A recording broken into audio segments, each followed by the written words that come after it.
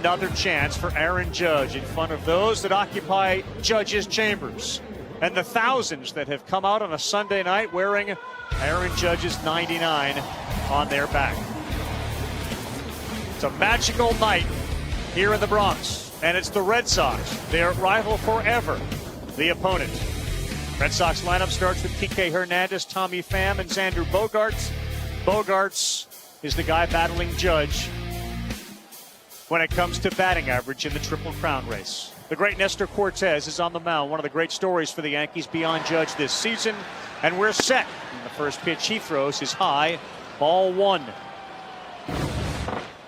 Nestor's 27 years old, 5'11", 210. Strike thrower, above average strikeout rate, below average walk rate. He's behind 2-0 to Kike Hernandez. The center fielder comes in at 225, 6 homers, 40 runs batted in. He doesn't have a stolen base. They've missed him for a good chunk of the season. Yankees defensively in a shift, and there's the first strike of the night. It's called by Chris Conroy, who have the duties behind the plate.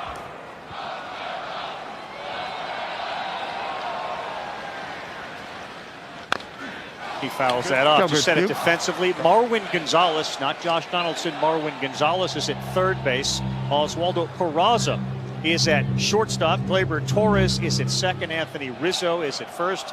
Aaron Hicks, Harrison Bader, and Oswald Cabrera is in right field tonight. Aaron Judge, the DH. And this one to right field. Cabrera there to make the easy play, and there's one down. So a little different lineup. What's the last couple of days been like at Yankee Stadium? Because you've been here. Well, yes, you can sense, Aaron Judge is such a team player that he's very uncomfortable with the spotlight being on him and the high expectations where everybody just sort of is anticipating every at-bat and every pitch. And you can just tell that it's not a place he likes to be right now. So I'm sure he would love to get it over with as soon as possible. Right back up the middle, and that's in the glove of Gleyber Torres. And just like that, Nestor Cortez has got 2 quick outs on 6 pitches.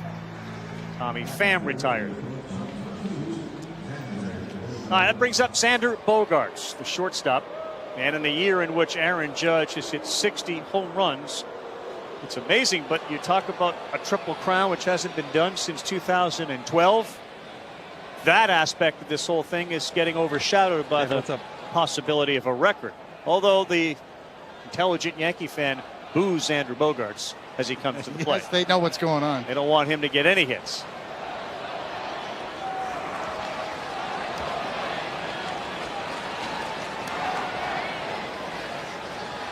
And I think if Aaron should be chasing someone, it should be Xander Bogaerts. If he thinks base hits, if he thinks line drives, the home runs will come, and they'll come in bunches like they have the entire season. In there for a strike. Even with 60 home runs, Aaron Judge will tell you, I'm not a home run hitter. I'm a line drive hitter that happens to hit a lot of home runs. That's what most home run hitters tell you. Those are the approaches that they take when they're at the plate. Xander 1 for 11 against Cortez. And the next one, breaking pitch, got a piece of the strike zone, at least according to K-zone, but called the ball by Chris Conroy. And it's a pretty big chunk of K-zone that pitch got. 2 balls and a strike. Coney, fair to say that's the pet peeve of a lot of pitchers, at 1-1 when you hit the zone, you hit the strike.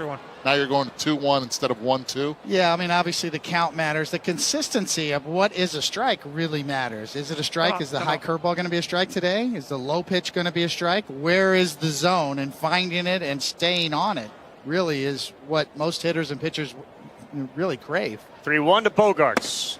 And he lost him. That's a walk. Xander heads down to first base, which will bring up the designated hitter, J.D. Martinez. Xander, .315 on the season batting average. Judge a point behind him. And, of course, the Minnesota Twins' Luis Arraez is right there in that conversation as well.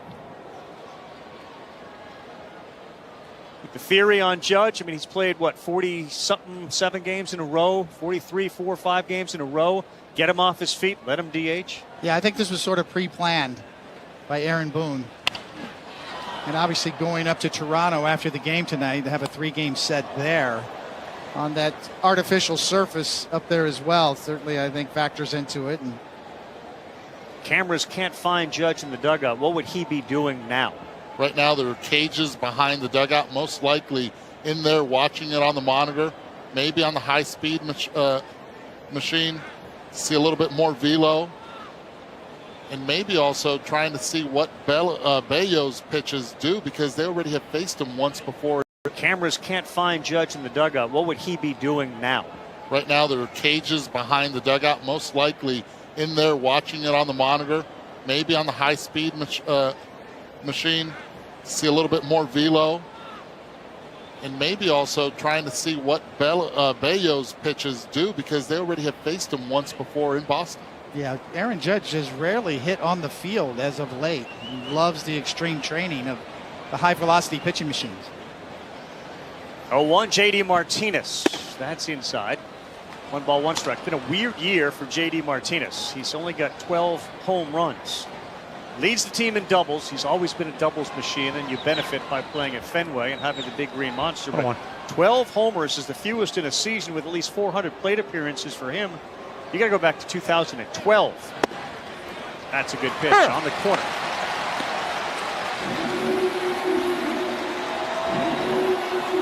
So Judge needs 2 homers to break the record. If he were to hit 2 tonight, that would be his 12th multi-homer game. He'd have as many multi-homer games as J.D. Martinez has homers. There he is with the bat. He'll lead things off. That's in the dirt. Come on. That's all right. About it, just minutes before the game started, Aaron Judge was down the right field line signing autographs. For a while, too. Signed a few dozen down there for a lot of young kids who just loved it.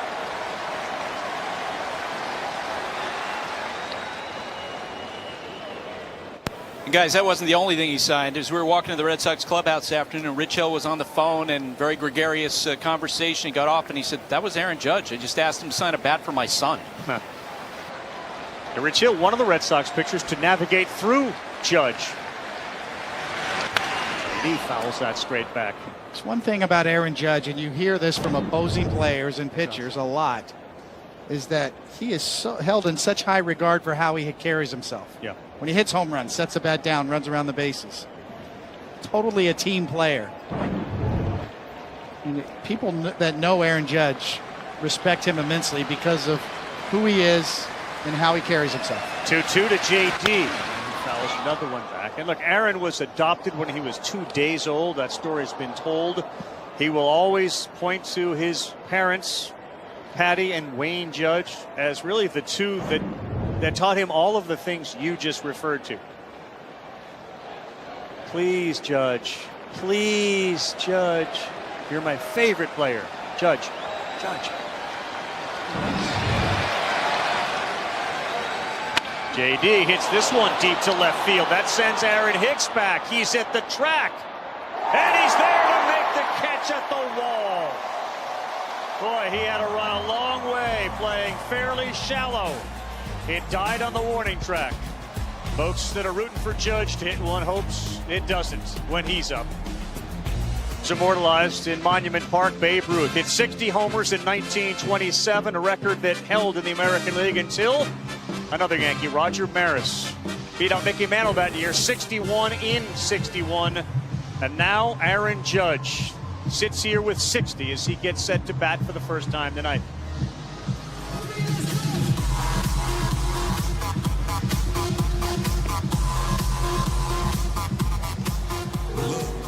Look,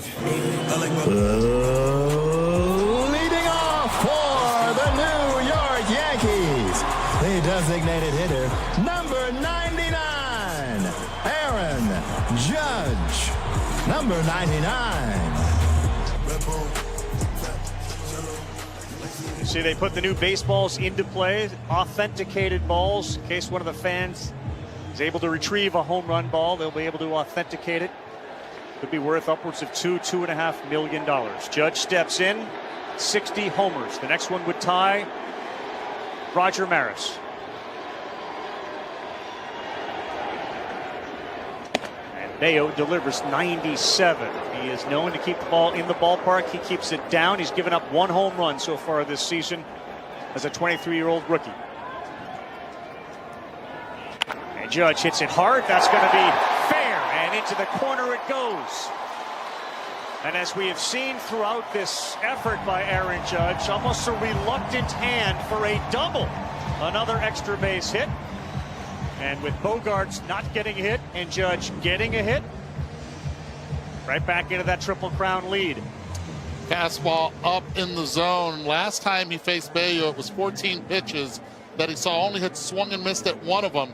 Saw 11 sinkers and 3 changeups. This time he's aggressive, looks for a pitch up, gets it up, hits it hard, but past third baseman and ends up with a double, and now takes the lead in hitting this season with a .315 batting average. 28th double on the season for Judge. Lousy double? It's what's happened here. I mean, heck, yesterday the Yankee fans were cheering for the Red Sox to tie the game. Yeah, blow the save. So that Judge would come up again.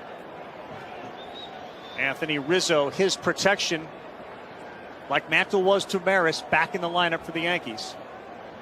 And Judge with a huge lead off second. 1 ball, no strikes. Rizzo, when he's in the lineup, changes everything, and he did hit the home run yesterday. His 32nd, which ties a career high.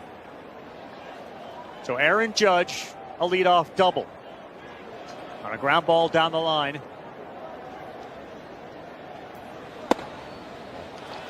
You do wonder in this environment, he's 23 years old.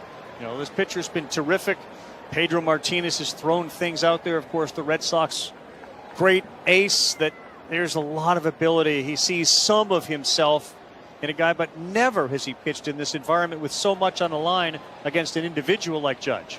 You know, that's what Alex Cora was saying. These are important games for the Red Sox to evaluate. They throw behind Judge. He slides back in safely. And he and Xander Bogaerts exchange some pleasantries. You always wonder and worry about Judge sliding back in with a hand and that ball getting to the bag at the same time. How about Xander right here saving maybe a little pain on Aaron, but would have hit him in the right hand. But most importantly, it's going to be really difficult also for Brian to be able to maneuver through this lineup. He faced them on the 14th of September. To be able to go through this gauntlet again is going to be difficult. 2 balls, no strikes. Rizzo. That's a fair ball, and the first baseman is Tristan Casas, and he's there to pick it up and step on the bag. Judge heads to third. That's getting the job done, and that'll get him some high fives in that dugout. Get the double, move him over, put a little pressure on the young right-hand pitcher on the mound. And I like what Alex Cora is doing right here. Bring the infield in. So with the double and Bogaerts unable to get a hit his first time up, they are literally separated by thousandths of a point in the race for the American League batting title. And now Gleyber Torres, the second baseman. The Red Sox infield in on the grass. Torres has had success against Bayo. He is 3 for 3, obviously a small sample size, but Bayo's been very difficult to hit, and Gleyber's been hot lately. 24th home run on Saturday. As the Yankees at least get healthy this way, they've lengthened their lineup a little. Oh. It's a really tough August for Gleyber Torres and the Yankees in general. As Gleyber really just air down, bottomed out, but he is as bad as he was in April. He's been just as good in September. 409 over his last 7 games. Again, the Red Sox infield all on the grass, and that pitch is called a strike. Gets one that was apparently way outside. 1 ball, 2 strikes. It just comes down to consistency. Where is the zone tonight? 24 homers, 78 RBIs. Gleyber sends this one to shallow right field. Refsnyder is in. We'll keep an eye on Judge at third, and he is going to be held right there in a throw that was way up the line, and he didn't have much choice. His third base coach almost got inside the baseline and held up two hands like you're going to have to run through me if you're getting home. Yeah, exactly. NFL Sunday. He's going to tackle him, right? There's no way you're going to get by him. Right position. There's no way you're not going to be able to see me. Luis Rojas taking his life into his hands. Yes. You better go low. Oswaldo Cabrera bats now. What a spark plug he's been. 3 homers his last 6 games.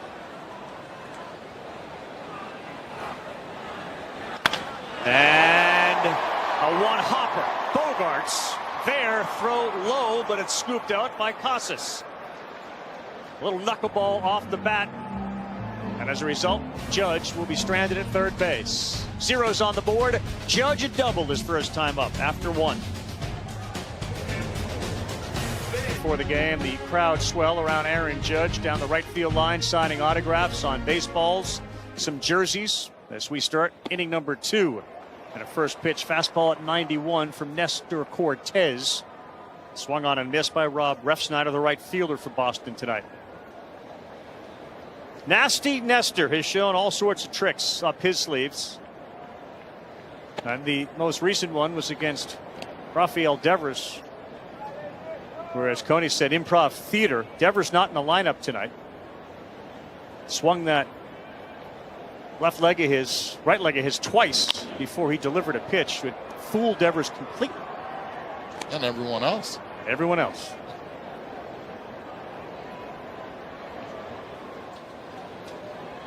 Think about the Yankees postseason, and certainly this guy, as well as Garrett Cole, figure in the starting rotation as the 1-2. And then after that, and in the bullpen, some questions for this Yankee team as Refsnyder tries to check, and it's off his bat, so it'll stay 1-2. They wouldn't have called that a check swing. That's my point right there on the check swing. I know I'm a grumpy old pitcher. Yes, you are. But he just barely touched that baseball.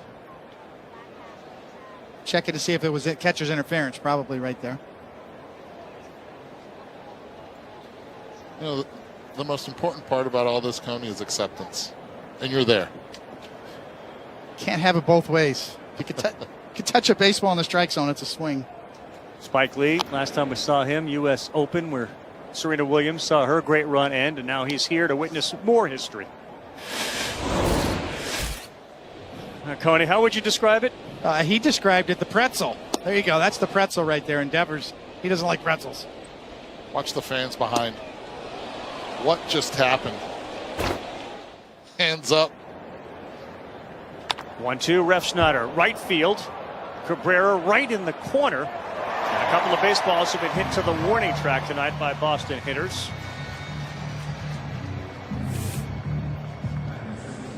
Well, yeah, it's obviously trying to mess with timing, but you can just sense with the type of movements he's creating and making that he's just inventing it on the fly.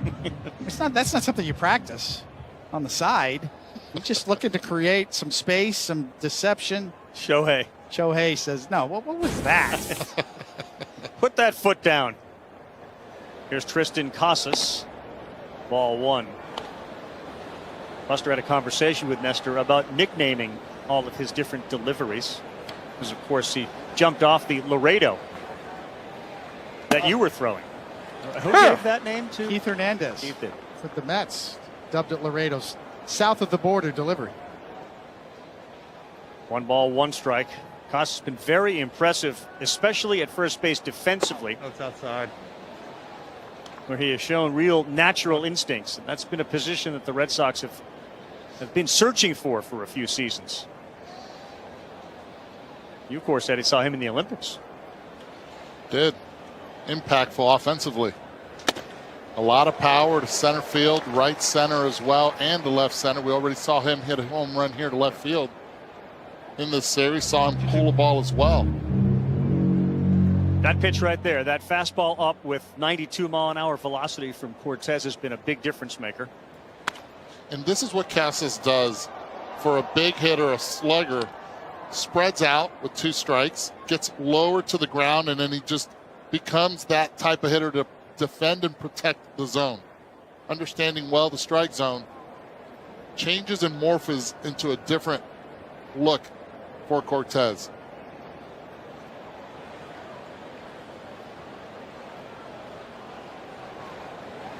The 2-2. No, and he slipped a little bit. We'll go full 3 balls, 2 strikes. See if Cortez goes back up with the fastball. Likes his 91, 92 mile per hour up in the zone. Casas still has not shown yet he can handle that pitch at this level.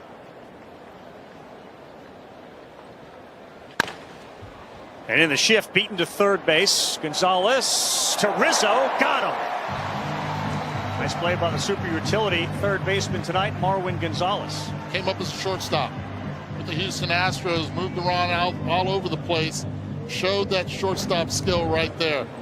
Coming in, not panicking, still not knowing what kind of speed Casas has, lets it go immediately, gets him on a bang-bang play. Anthony Rizzo thought there were 2 outs. He'll get fined. His catcher held up 2 fingers. They all had a big laugh at Rizzo's expense on the field. Now Bobby Dahlbeck looks at ball 1. So we had Louis Rojas holding Aaron Judge, and now you had his catcher holding Anthony Rizzo. Roadblock signs. Dahlbeck's got home run power. The third baseman is 11 and 36, and there's a big swing at 91 and he misses. We got a couple of updates in the National League East. Braves hang on, beat the Phillies. That's a big one, 8-7. And Pete Alonso had 5 runs batted in for the Mets today. He now has 128 RBI on the season. That's out.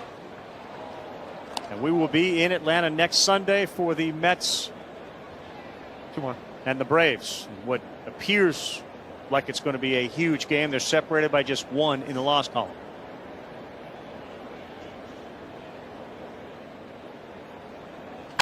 Dahlbeck on the ground, and an easy one for Gleyber Torres. A nasty Nestor doing what he has done all year. Harrison Bader, Hicks, Trevino when we come back. But Marwin Gonzalez made this play to Anthony Rizzo. He was done. He's gone. No. And that's 2. So both his catcher Trevino and Nestor were letting him know. And then after the third out, he's looking around. Can I go now? Are we good? Do we get 3? Little games within the game. He's in the right place now. Here's Harrison Bader. Of course, part of that Jordan Montgomery deal with the Cardinals, and he right away went on the 60-day IL with plantar fasciitis. Since he's come back, and it hadn't been very long, but boy, he's made an impression. Defensively, running around the bases. Feels like, Tony, he's going to become a favorite here in New York. Yeah, and more importantly, he gets that guy back to right field. Where he's Time out, better I off. got you. Time out. Even though Judge did play center field very well for the Yankees. Sure did. And may have increased his value ever so slightly in what is going to be arguably one of the biggest contracts ever signed by a Major League Baseball player, and Aaron Judge. We'll talk more about that. Mike Petriello from MLB.com is going to join us as well. Talk about this ballpark and the perception versus reality of what a big advantage Yankee Stadium is to hit in, especially for a guy like Judge. He may be set to rewrite the record books on that as well. 2-1 to Bader, and that gets the top of the zone. 2 balls, 2 strikes.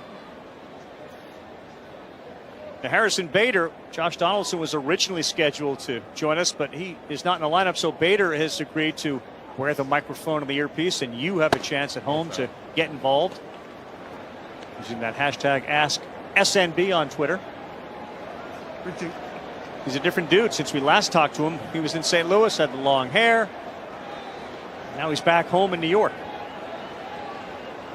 Hey guys, let's face it, the reason why the Yankees got him was really about upgrading the team in their eyes for the postseason, putting that lockdown defender in center field, putting Aaron Judge in right field. They have bought into defense as a religion this year. Yeah, and this one jammed him, so it's a little blooper, and Yu Chang, the second baseman, is there to make the play. There's no doubt there's the defensive aspect, and if you look at the Dodgers and think about what Mookie Betts did with his legs in 2020 in the postseason and World Series, Bader brings that aspect too. He does. He runs the bases well as well. So all those little things come into play, but the defensive center field, it's elite. A lot of people will say it's the best defense you can get from that 8th position in the outfield. And part of the reason they went out and did that is the guy at the plate here, Aaron Hicks. Little bit of a lost season, right, for Hicks? Yeah, crisis of confidence too as well. There's been a couple of situations where Aaron Boone had to protect him, actually take him out in the middle of a game because he was worried about his well-being and getting booed on by the tough crowd here. 1 ball, 1 strike. He stepped back on that, and it gets a piece of the plate. I mean, it wasn't exactly like Billy Martin and Reggie Jackson back in the day, but it was Aaron Boone saying, I really felt like I had to get him out of the game to protect him.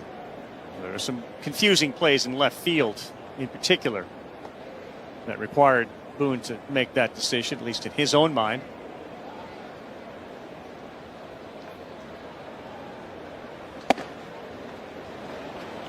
Two balls and a strike. It's been so interesting in New York and across the baseball world to watch the pursuit of this record that has stood since 1961. Roger Maris, as Aaron Judge tries to become the all-time single season holder for homers in the American League. High pop-up, foul territory. Casas is there, and they're 2 away. Be reminded to talk to Aaron Boone about it. Think about the company he's keeping and this idea that because you've bought a ticket to the game to witness history, you could just tell it's going to happen tonight. It's really hard to do what he's done already, and knowing, and this is an odd place when he comes to the plate, it becomes deadly silent. You never hear that. Everything changes. The umpire gets different baseballs to document the whole situation. Everybody's aware of it. The pitcher, the catcher. Broadcaster, I think, it seems like we're doing a golf match or something like that, and you have to whisper. That's how quiet it gets when he hits. 0-1 to Jose Trevino, and that's in there. 0-2. Guys, I had a conversation with Reese McGuire, who caught for the Red Sox yesterday, and he said it was so quiet at the moment that the pitcher threw the ball that he could hear the whoosh of the bat from Aaron Judge. Trevino beats that into the ground. Casas backs up, drops it. He's got his pitcher over there, Bayo, and he steps on the bag. And that will do it for the Yankees here in the second. He's sleeping. Back at Yankee Stadium, Sunday Night Baseball. Yankees-Red Sox 0-0. Third inning, Harrison Bader, the center fielder for the Yankees, has the earpiece in and the microphone on as we get set for 8, 9, and 1. Yu Chang leads things off. What's it been like the last few days, Harrison? Welcome back to witness what everyone else is watching with number 99. Yeah, I appreciate that. Hey, man, what he's doing is incredible, and I know kind of overheard everybody talking about how the stadium goes completely silent right before the pitch is about to be delivered, and that's completely true. I've never seen anything like it, so it's pretty special. It's weird, though, isn't it? Yeah, it's very weird. It's like a tennis match in here. It's just strange. The U.S. Open ended a couple weeks ago. That's right. Although Spike Lee was there, and now he's here tonight. He is. I mean, the guy loves New York sports. I know he's always there with the Knicks, so it's nice he showed up here. Ah, boy! Look at Rizzo. Ah, boy, baby! I got one! Got one! Like a cat! Like a cat! Last time we talked with you, you had the blonde hair, and you talked about the APB put out after your hair gets put up, and all of a sudden you're a different dude. What's that been like? Yeah, no, I'm surprised y'all recognize me, man. It's a little different of a look, but I didn't really have too much of a choice on that one, so you kind of just got to wear it. Connor Wong bats now. Well, what's that like? I mean, how do you kind of go about that? You know what it means to be a Yankee. You grew up coming to Yankee Stadium, so you know that, but do they tell you that? Like, when does that happen? It definitely wasn't told to me, but it was definitely like an assumed, like, we shouldn't have to tell you this. I didn't want to walk in day one with long hair and, set the tone. A large part about the trade, which is what I was so excited about, was I can control, what everybody sees and thinks of me and everything. So I wanted to act right and tighten it up, and the hair was nice, but I'm excited to turn the page on it. I got what I wanted out of it, I think. One of the fans has just asked, Harrison, do you feel faster now that you've cut your hair? Yeah, I do, actually. I'm cutting through the wind a lot quicker. It's not getting in my eyes, so I can stay in a straight line. Yep. Doesn't take as much to shampoo. Yeah, I'm still on like 1 bottle of shampoo since I got here. I was going through 4 or 5 a week last time. I'm just kidding. Do you pinch yourself? I mean, you're wearing the pinstripes. This is where you grew up. At all when you're standing out there in center field right now here at Yankee Stadium?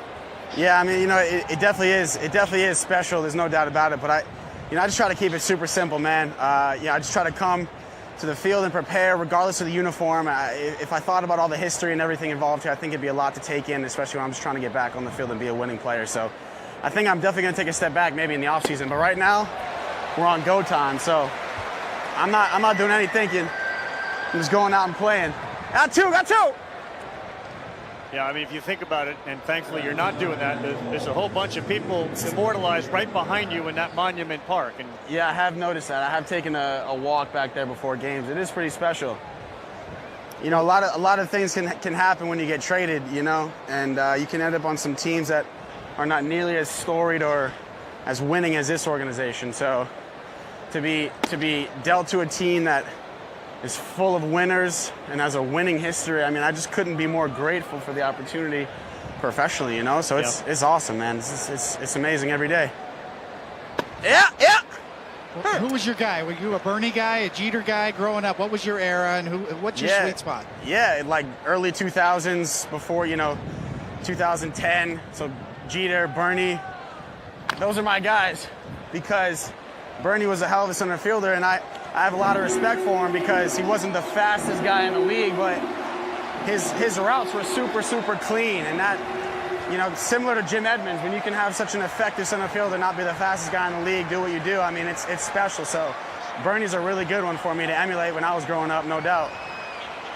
1-ball, 2-strike count to Kike Hernandez. In! That one is going to go to the seats. You're running around a little bit. How concerned were you with the plantar fasciitis? Yeah, I was pretty concerned. Turned into a pretty serious bone edema. So for anybody who's experienced that, it's not the most fun thing. Every step you take, it's just like a blunt, dull pain in your heel, which, was told to me it would go away with rest, which is what we did. And we built up appropriately. And, man, I feel great out here. So the medical team did a great job here. Woo! I thought that one was coming to me. Instead, it came to us, so it's 1-ball, 2 I know, strikes. that was close to you. I see you out there. Yeah, no, listen, it was a tough injury, but listen, hard work, staying disciplined with it. We're back like it never happened. I just couldn't be more excited, looking forward. All right, next one from Nestor on the 1-2, swing and a miss. Attaboy! That'll do it. All right, Bader, thanks so much for joining us, man. Always good to talk to you guys. I'll see y'all around. Keep it going. We got a picture of you with your hair and now without. Thanks for the wave. Oh, yeah, baby. I'll see y'all. Aaron Judge will bat third as he continues his pursuit of Roger Maris on Sunday Night Baseball. Heritage Month continues at 8 Eastern, 5 Pacific on ABC, ESPN, Deportes, and ESPN Plus. The key here, ESPN Plus. Peyton Eli, both back on ESPN2. So join us Monday Night Countdown. It starts at 6 Eastern, 3 Pacific, ESPN, Deportes, ESPN Plus. 1-ball, 1 strike to Marwin Gonzalez. Oswald Peraza, the shortstop, and then Aaron Judge, who doubled his first time up. There are some similarities between Aaron Judge and Roger Maris. Maris, born in Hibbing, Minnesota. He was a multi-sport star like Aaron Judge. He was an all-state football running back. His high school didn't have a baseball team, but he played American Legion ball, did Maris. He was offered a football scholarship to play at Oklahoma, but the Indians then offered him $5,000 to sign and $10,000 if he made it to the big leagues. Judge offered by multiple big-time colleges to go play football for them as well.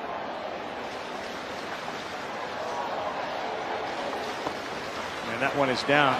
The difference between Judge probably and Maris, unfortunately, Maris was in the shadow of Mantle. And so many people were rooting for Mantle to break that record, and really banged up in September. He ended up with 54 that year. But Maris was not necessarily the most popular guy to knock out Babe Ruth and beat Roger Maris in this race. Judge is wildly popular. On a line, Bogarts is there to make the play in a shift. It's going to be interesting next season without the shift. How many players, how many hitters are going to benefit from it? would the second baseman be there? Or would he be more on the pull side and that would be a hit?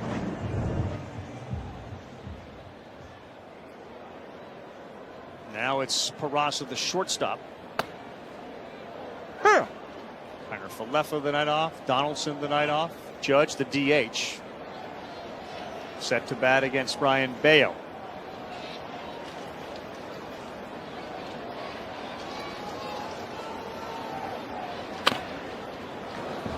There is some nasty movement on that pitch, isn't there, from Bayo? Are you impressed with what you see from him? The fastball, absolutely. The two-seamer. Almost 16 inches of horizontal break and high velocity as well. So that's kind of the key. Is we're not used to seeing two-seamers move this much with that high velocity. It used to be back down in the low 90s, you'd see that moving. There's a hit into left field off the bat of Peraza. And as he hits first, number 99 is coming to the plate.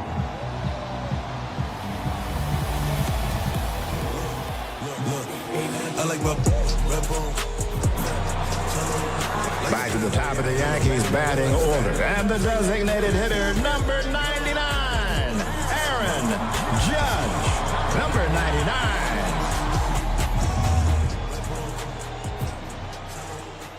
Seven times this year, Judge has gone 5 or more games without a homer. This is the 11th time that he has gone 4 or more without a home run.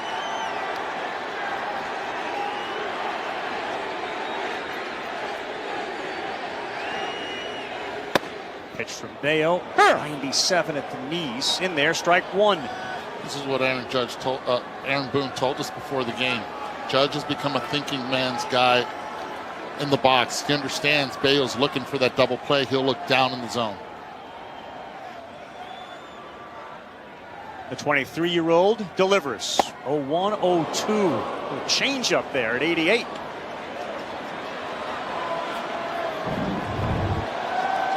Good tunneling effect off of that two-seam fastball.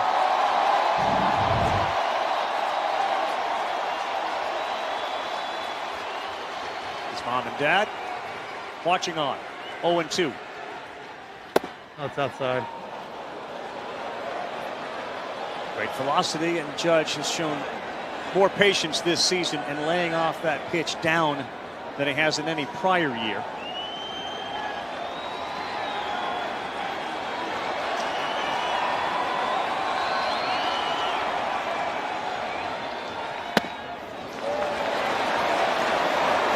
Show me pitch.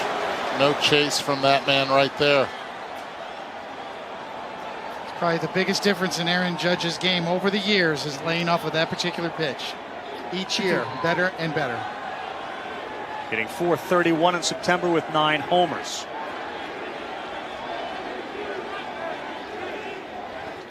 Oh, what a take. You see Bayo on the mound, frustrated that he did not get the call. All rise. They're all on their feet after being behind 0-2. Judge has laid off 3.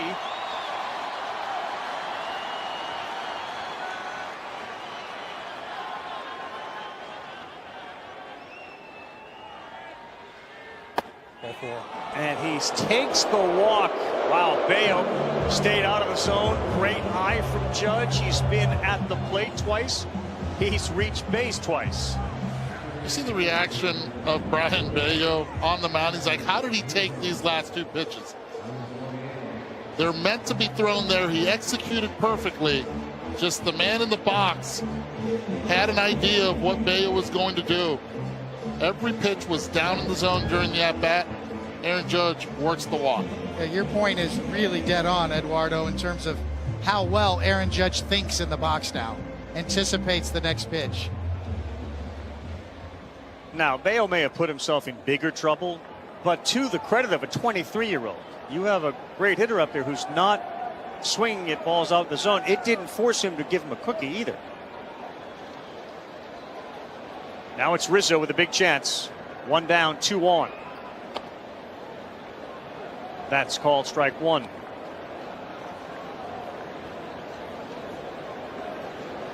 This is a huge key for the Yankees.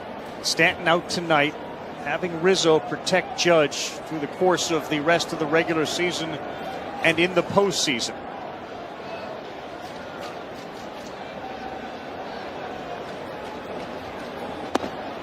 Boy, late that had some giddy up at 99, and it was below the strike zone the entire time.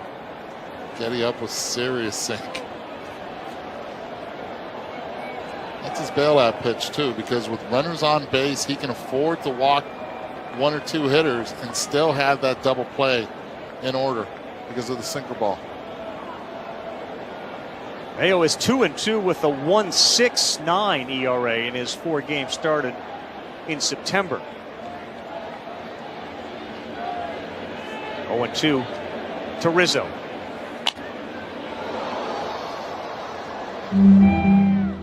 Oswald Peraza at second base. When you have a complete shift like this and 1 out, it's really tough to turn 2. He should take an aggressive secondary lead, and anything hit on the ground to the pull side, not even think about stopping at third, continuing to go all the way home.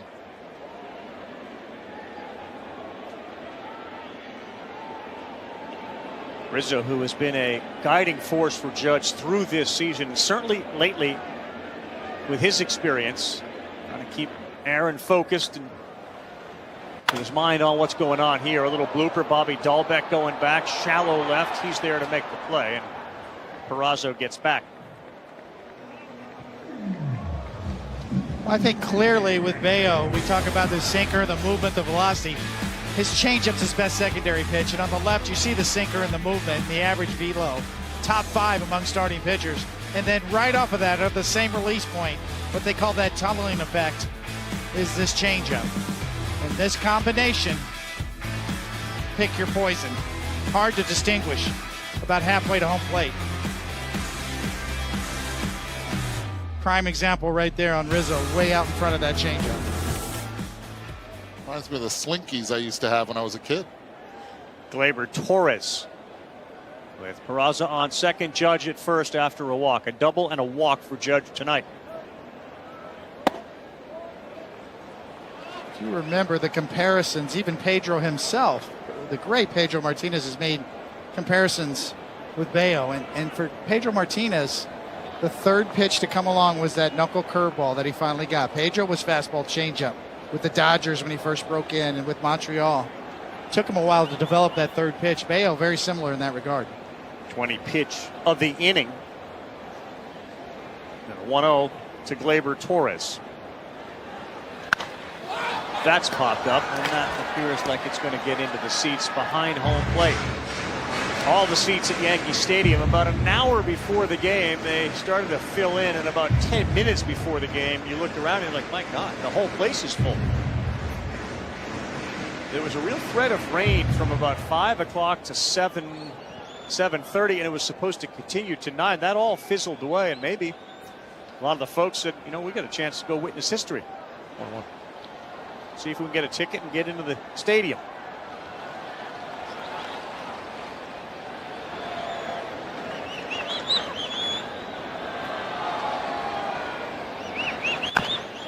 Check swing. That's going to be a fair ball. Bayo is over there, and he will tag Torres out.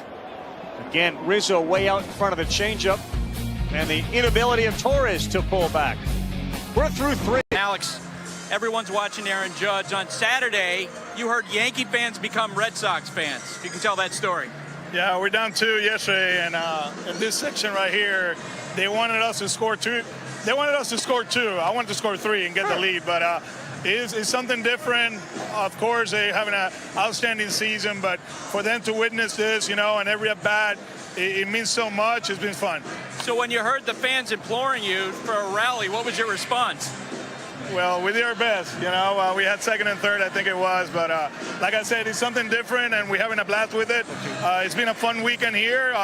Hopefully, we can get our W today, and go to Boston tomorrow and enjoy the rest of the week. Alex, thanks. Carl, back to you. Yeah, I mean, the reason that they wanted 2 was to tie because Judge was leading off, or would have led off the next half inning, and then he would have hit the home run, and the Yankees would have walked it off. None of that happened. Did you see Dave Roberts jump out of his seat when Pujols hit 700 the other night? Like he wanted to give him a standing O and kind of caught himself. That's I'm outside. surprised a lot of the Dodger infielders did not give him a high five around the bases. Look, it's a lot of respect going on in the league. You understand what the score was at the moment when Albert Pujols hit it.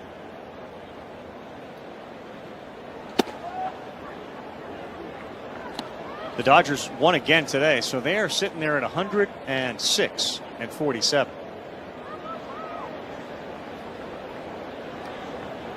Of course, they lost the division with 106 wins to the 107 win Giant, but the 106 ties their franchise record for wins in a season.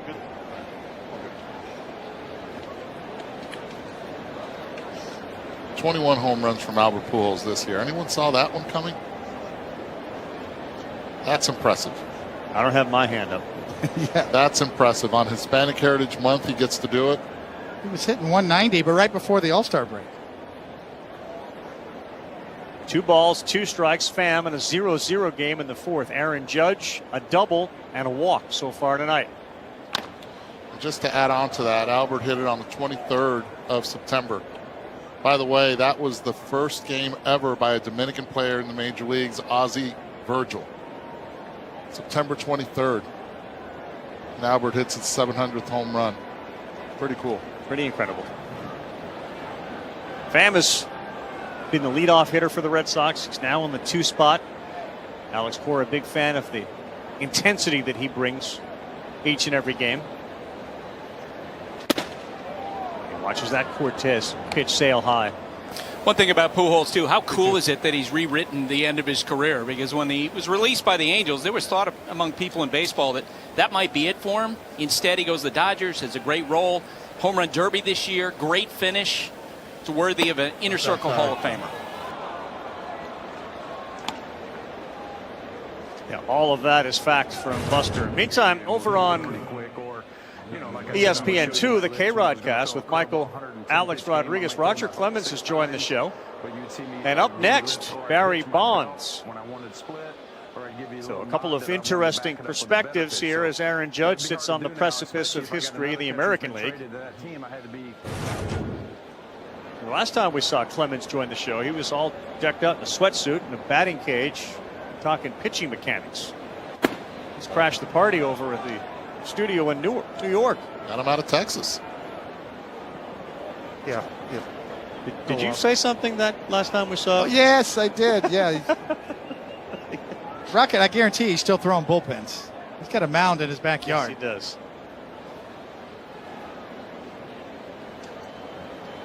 So Bogarts ahead 1-0 in this batting race with Aaron Judge. The double basically pulled him even with Xander Bogaerts tonight. Hope they ask him about Cody getting his first strikeout also in the big leagues. Off of Shohei. Yes, Ohtani. So it's the DH. Now you're just kind of waiting and watching until your next chance. That's what Aaron's doing tonight. Bogarts. Another souvenir. And hoping Nasty Nestor is able to get Bogarts out so he can then take sole possession of the lead. Both of them right now at 3:15.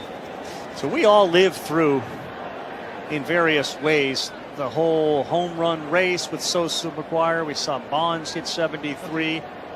But have either of you guys, or Buster, you can get in on this, ever been involved where so much attention is focused on one guy when the team has big goals as well, that it overshadows everything going on in the stadium? Have you ever been a part of anything like that?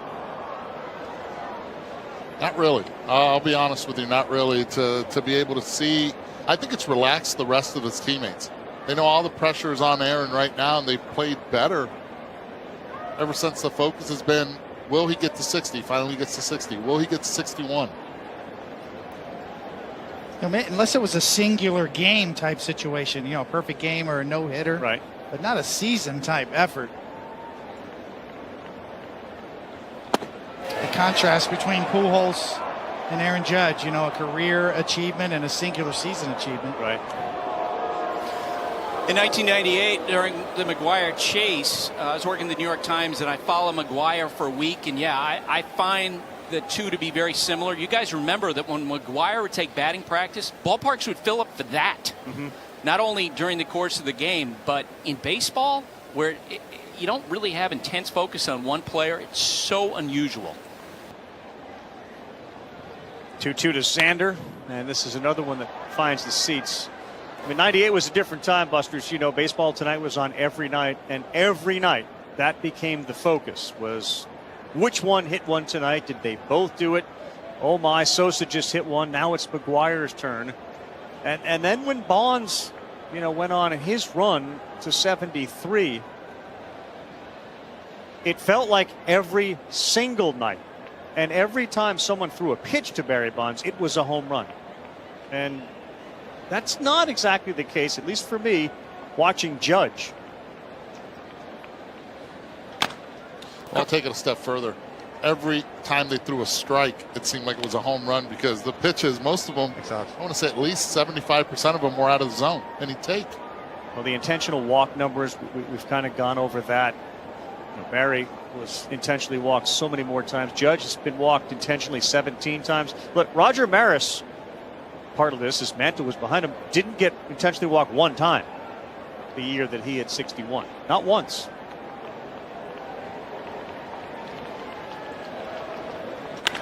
Xander Bogaerts left field. And Hicks, this time in front of the track.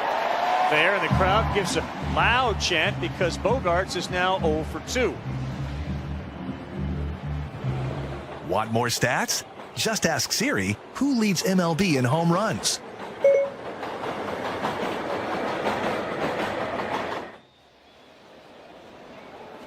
So Xander now drops behind Aaron Judge in the race for the batting title. That's going to be literally a minute-to-minute thing. Down to the decimal point. Without question. Red Sox have had, I think, 26 batting title winners, including the likes of Mookie, Bill Miller. Carl, you were talking about the intense focus on Judge. During the course of Saturday's game, there were a couple instances where as soon as Judge's plate appearance ended, which was in the middle of an inning with no outs or one out, all of a sudden the aisles were filled by fans going up to the concourse. It's like, oh, the Judge's at-bat's over. We're going to go up, get some food, go to the bathroom, whatever it is. That was the whole show on Saturday in the way the fans reacted to it. Yeah, and no question. I mean, you start to count, you know, how many batters is he away each inning? Do I have a chance to go get a drink, get something to eat? Does it seem like he's throwing a no-hitter or something? Everyone's just leaving him alone. No one's talking to him. Kind of eerie. Well, I actually heard from some Yankee players that the silence from the stands is also extended into the dugout, and that there hasn't been a lot of conversation in there during the course of the games. And that's different. That's not how it's been all year with him. I mean, he's been right in the middle of everything, and others have been right around him all year, right? Yeah, it is completely out of the norm. Even his approach at home plate. It's sort of like, are they going to challenge me? Are they going to pitch around me? Everything is knocked off kilter a little bit in terms of his preparation. And I get it. He's a DH today. We understand that. But still, it looks like he's throwing that no-no. 2 balls, no strikes to JD. He hooks one foul. Well, Maris, of course, it was famously reported how much of a toll it took on him emotionally and physically. And he wasn't eating and he wasn't sleeping. Hair was allegedly falling out of his head. And yet after he broke the record, he was at a restaurant with one of the reporters who was part of the group following him all around. And he acknowledged how much he enjoyed that chase, like how much he loved being in the middle of it, as much as a drain it took on him, how much he really enjoyed it and relished it. Fly ball to center. Bader is there. Let's just go back in time. Remember, Scooter, Phil Rizzuto, born on this date in 1917, had the call of the homer. Then you got a handful of people sitting out in left field, but in right field, man, it is mobbed out there. And they're standing up. Here's the windup. Fastball hit deep to right. This could be it. Way back there. Holy cow. What's the matter? Look at him fight for that ball out there.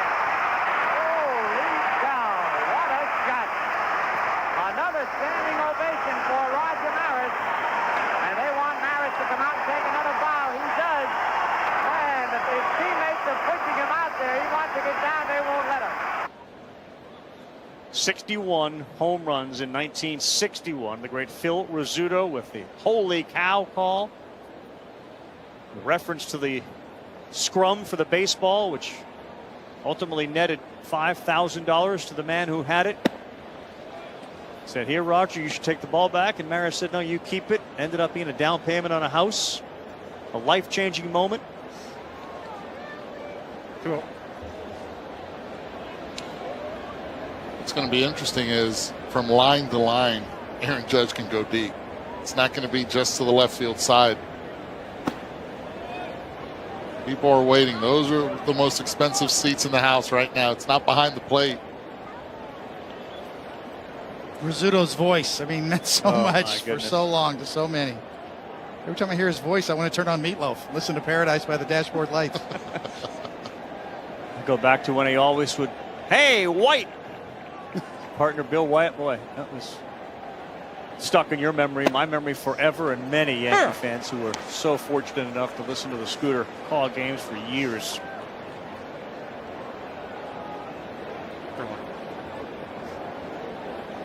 This is Rob Refsnyder. It's a 3-ball, 1-strike count in a 0-0 game. Cortez has thrown 25 this inning. He's thrown 75 now for the game.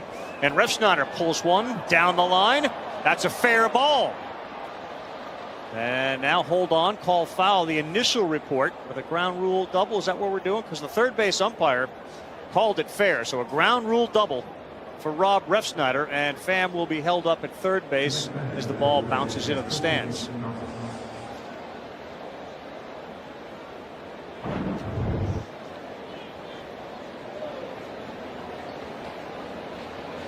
Oh, yeah.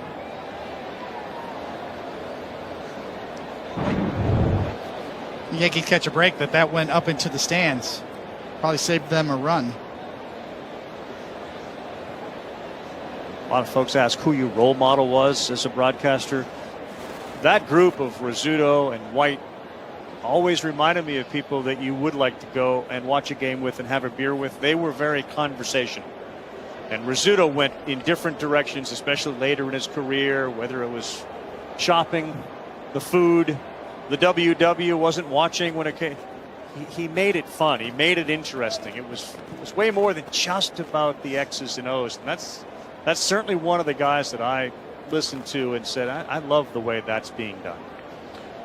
I grew up listening to 700 WOW on the radio, and it was Marty Brenneman and Joe Nuxall. Those two, that was my childhood. And actually, those were the two also when I got to the big leagues that I listened to the entire time. Threat here against Nestor, 2 down. And lefty on left, Tristan Casas. Did they eat cannolis too? Exactly right. Joe used to eat everything.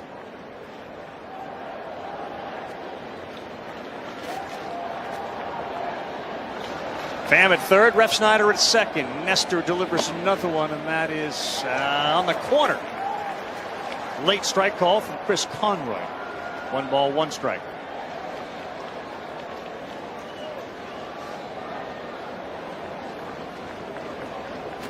Consistent with giving an inch or two off the plate. Up and down hasn't given much to the pitchers, but will not give Nestor that. 2 balls, 1 strike. Did you have a favorite broadcaster? Like, what got you into this?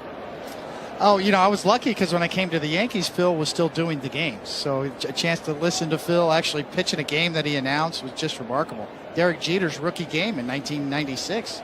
Phil Rizzuto was on the call in Cleveland that day. So that was remarkable to hear them. I mean, Tim McCarver back in the 80s with the Mets was kind of a groundbreaker in terms of strategy and teaching you about the game. 30th pitch of the inning for Nestor, and he gets the call in the inside corner, and Casas is like, wait a minute. Yeah, he's frustrated right now, and I don't blame him. This pitch on the inside part, the first strike that was called was outside, and he calls it a strike. You have to pick one or the other. As hitter, you cannot cover both areas. Right now, he's going to spread out, and he's going to hope to make contact. Called strike 3, and the bat goes down right at home plate with the rest of his equipment. Punch out for Nestor. They'll strand him at second and third. It'll be 4, 5, and 6 when we come back to the stadium. .com/postseason for the full schedule. We got a Guardians fan in the house. Think of the most disrespected team right now going into the postseason. Guardians, Cardinals.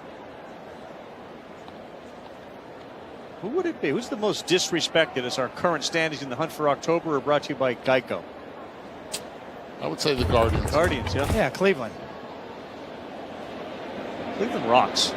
I mean, they've really answered the bell. They're pitching. Their pitching, their ability to put the ball in play, and their defense has played a major role in their success. And they chose the right players when they traded Francisco Lindor. Yes. Chose the right guys to get back. And well done. They still have that same guy as Cabrera hits one of the gap, going over there and not going to be able to get it. It will two-hop the wall. Cabrera will pull the brakes at second base. Double for Oswaldo Cabrera, continues to be a fire plug for the Yankees. You're a left-handed hitter. How do you hit a pitcher that is a fastball sinker type pitcher with a changeup? You don't try to pull him. It's exactly what happened right here. As he gets a slider, he's thinking the other way, allows the ball to get deep, and because of it, drives it to left center field. Not trying to think pull, thinking the other way.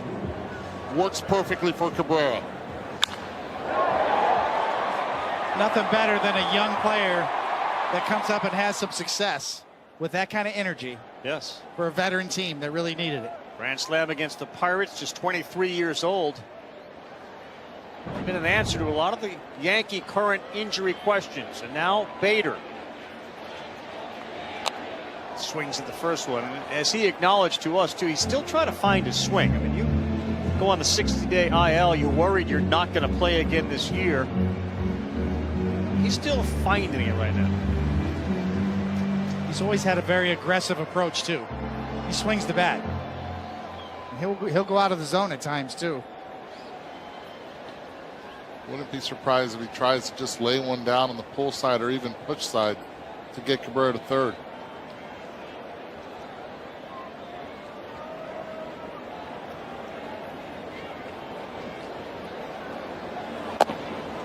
Boy, is that pitch got some nasty movement. That sinker down and into the righty.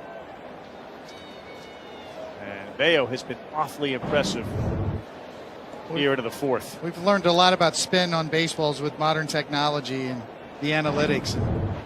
That velocity on that two-seam fastball there does something different every time. Sometimes it has more horizontal movement, sometimes a little more vertical.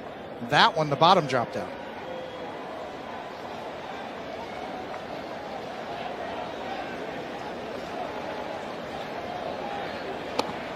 Got him swinging an 88-mile-an-hour changeup, just what you talked about. 3 pitches, 3 different pitches.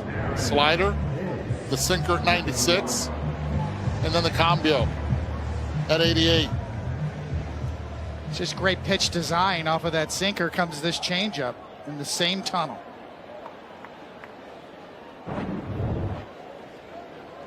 Yankees tonight 0 for 6 with runners in scoring position. Here's Aaron Hicks.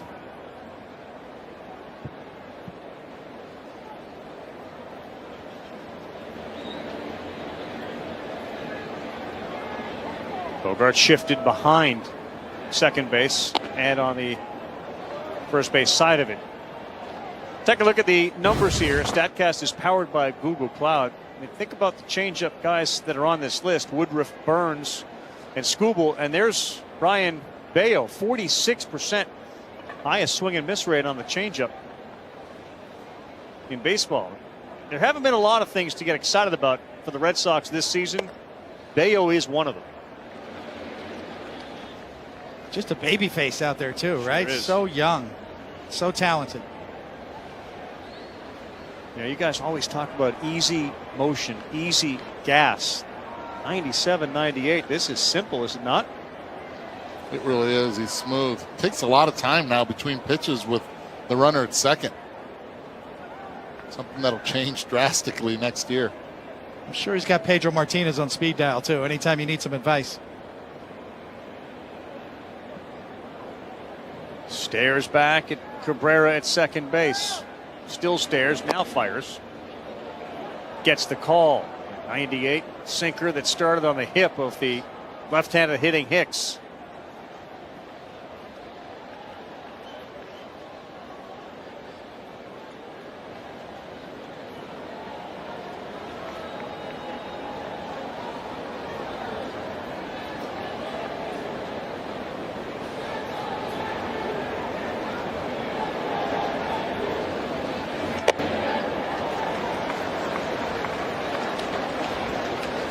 Depending on who the Yankees get back as you look to the postseason, will Judge be the leadoff hitter in the postseason? Is this something they're going to keep doing? It's a great question, and it's something that Aaron Boone is kind of hedged on, but he hasn't discounted. And as of now, the general feeling around the Yankees, including Aaron Boone, and the signals he's giving are yes, they're going to roll with Aaron Judge in the leadoff hole, and probably Rizzo following that up. Some version, especially with Gleyber Torres swinging the bat so well now, he can fit into the 3-hole, and you can have Giancarlo Stanton somewhere 4 or 5. How the leadoff hitting position has changed. Schwarber had 2 homers today. He hits leadoff for the Phillies. Judge, of course, this year with the Yankees. Bayo continues to cause frustration for Hicks and his deliberate nature on the mound between pitches.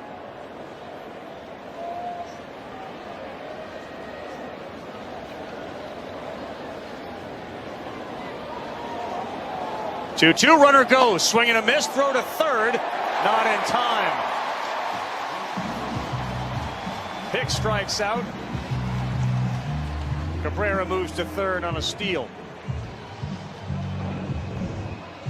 Strikes out Hicks on 5 pitches, and Cabrera takes third on it. 1 minute and 5 seconds between pitches. Gets the strikeout. Put him to sleep. He has several times gone to that rosin bag. A few pitches ago, he looked down at his fingers and his fingertips. Trevino will try to bring the runner in from third.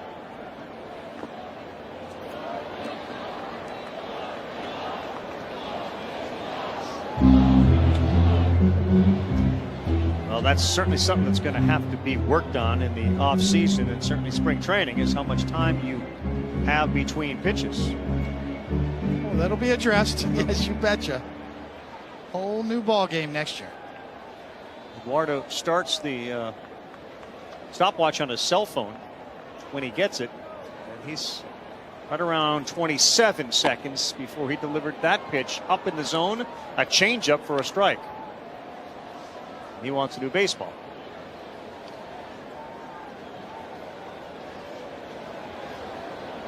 I'm going to be fascinated by the reaction of the pitcher when the first ball is called on that. I'm going to be fascinated by how that's handled. There will be pain. 1-1.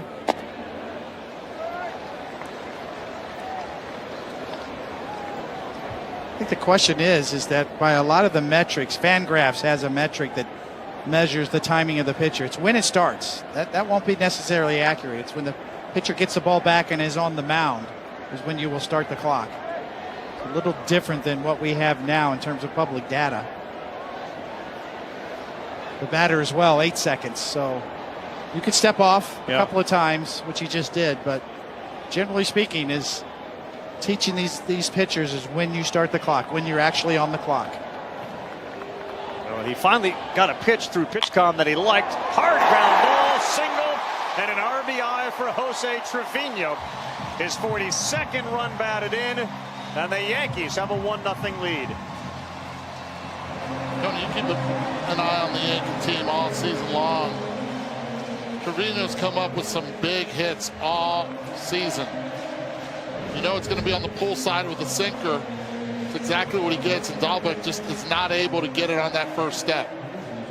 Well, he's a good fastball hitter, especially when he's looking for it, and he's a very good thinker at the plate, too. He sits on pitches, he looks for pitches, he guesses well, and he knows how to cheat, like he did right there, looking for that 96-mile-an-hour sinker. and turning on it, hitting it hard, finding the hole, and picking up the ribby. Yankees have won 6 games in a row. Generally speaking, catchers are that way, right? I mean, you make your living catching and calling signals. Yep. You read pitchers pretty well. You can guess pretty well generally, too. Loan Depot is the official mortgage provider of Major League Baseball. It's back again this year. The Home Means Everything campaign benefits the Boys and Girls Clubs of America. Part of this program, $25 for every RBI during the season. Last year it totaled more than $665,000. And a big thanks to Loan Depot.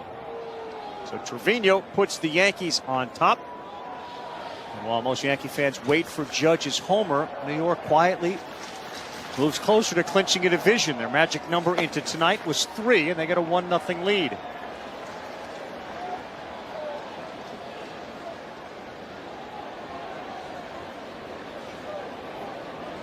Marwin Gonzalez, who's traveled around, Astros, Red Sox, now here with New York.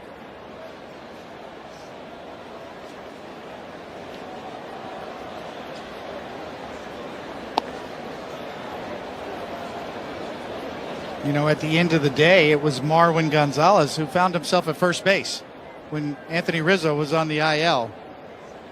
He is the last resort at first base for the Yankees. That's how important Anthony Rizzo is.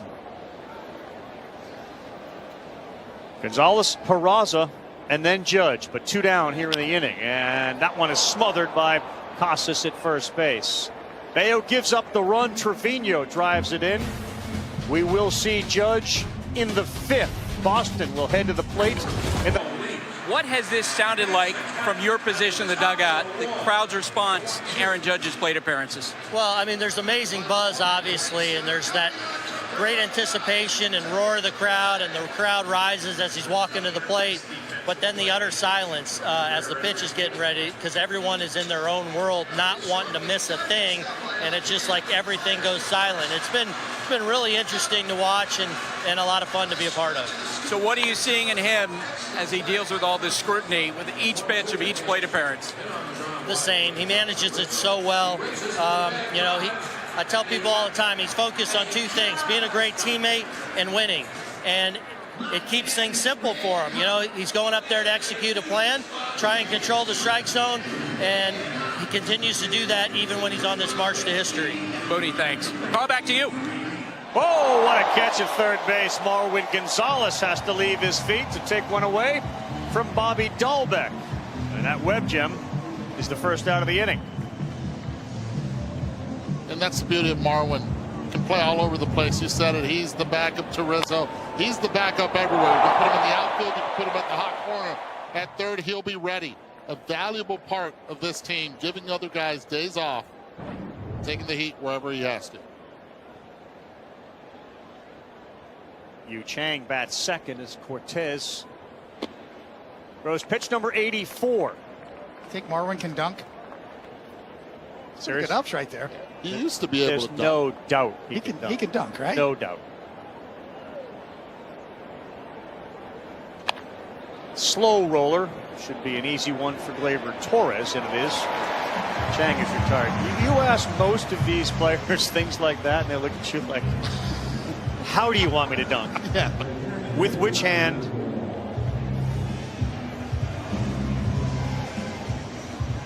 Aaron Judge will be up. And Coney, you think about what you'll see from Judge relative to what we've seen in years past with great home run hitters. You know, the thing that I noticed about Aaron Judge this year, the way he talks about himself, which is hard to get him to do, right? Is that he wants to be a 300 hitter. Now, all of a sudden, he was batting 272 around the All-Star break. Well, now he's vying for a batting title to show you what he thinks about. He gets a lot of walks because of his patient eye at the plate. We've already seen the double tonight and a walk. That's how you win a batting title. You stay away from the 0 for 4s. You go 1 for 3 or 1 for 2 with a couple of walks. I think what's caught a lot of people off guard, and you're talking about the analytics departments, is where to pitch him. Everybody thought, okay, pitch him down. Well, he's made the adjustment. He's hit the ball hard down, and he's been able to elevate that pitch now. Last year, a total of 5 home runs on pitches down in the zone. This year, he's tripled that amount and continues to just pound those pitches as well as pitches up. Meanwhile, Nestor Cortez, 2 strikes, 2 outs in the 5th, having allowed just 1 hit. And this is a fly ball to right that is playable. And he has allowed only 1 hit through 5. 9 pitches that inning. We'll come back. 99 coming up. He'll bat second in pursuit of 60.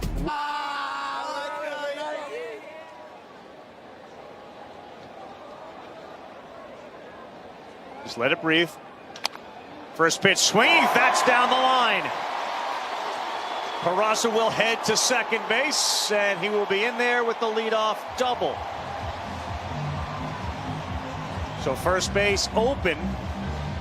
Now they've had this situation in this series, and they have not opted to walk Aaron Judge with first base open. They pitched to him. We'll see if that stays the same in his third at bat tonight. Number 99, Aaron Judge. Number 99. In the spirit of things, eliminated from any postseason, it feels like Cora is aware of what's going on. In the spirit of the moment, we're not going to just walk him. No, he wants Bello to have this moment too. It's a huge moment for a young pitcher. You don't want to take it out of his hands. A double and a walk for Judge.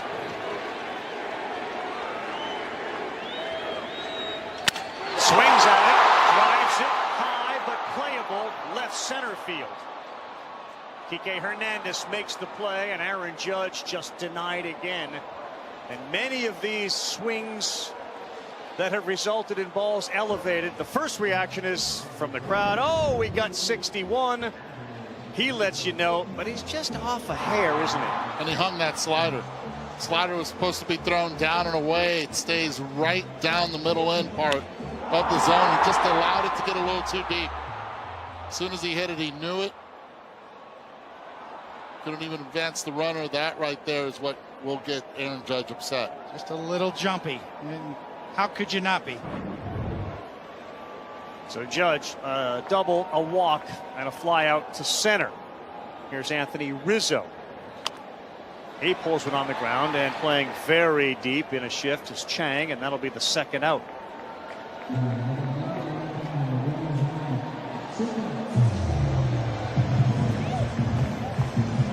So you're a baseball fan growing up, and you're witnessing this. You're a 12-year-old boy. Are you watching the whole game, or are you flipping to see if Judge is up, and then when he makes it out, what are you doing? You stick with the game?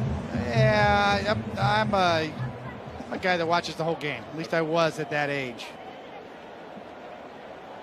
I'm watching the whole game. You know why at that age? We didn't have remotes. We didn't have all the choices they have now.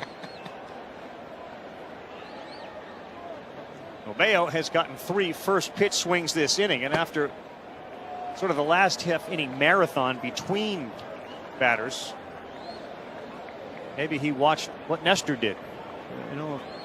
Quicken the pace, might get some quicker outs.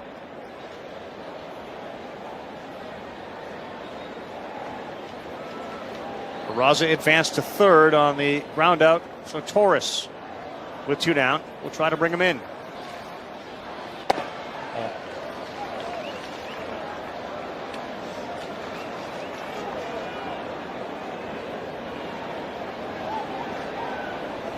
Think about the peaks and valleys for that guy, Aaron Boone, this team. I mean, they came out of the gates like a house of fire, and it felt almost unrealistic to think it would continue. And then the injuries mounted, and they've been fighting, man, to get healthy in so many different ways. Some of the guys who were putting together Hall of Fame seasons regressed back to some regular type seasons. Now you look around at them, and they got to recover, but in the meantime, the Astros have become the team to beat in the American League. The Dodgers have become the team to beat all season in the major leagues, and the other team in New York, the team in Atlanta, you power rank Major League Baseball. The Yankees were #1 for a long time. Where do you have them now? It's a valid question. Houston's a really good team. The Dodgers are a juggernaut. The Yankees were obviously played above their level early in the year. Everything just went right. and then they almost face planted in August. But the one constant that really has been the turnaround for them is defense, especially the left side of the infield compared to last year. Defensively, overall, they are night and day, year over year. Ball 4 to Torres.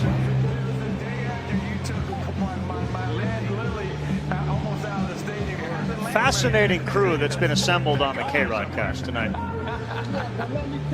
I gotta tell you the story about that. You did that pose, you did that Barry Bonds pose on him, and it went up by the facade. I don't know what happened. The train. Well, I'll tell you guys what happened really brief. Bobby Bonilla came into.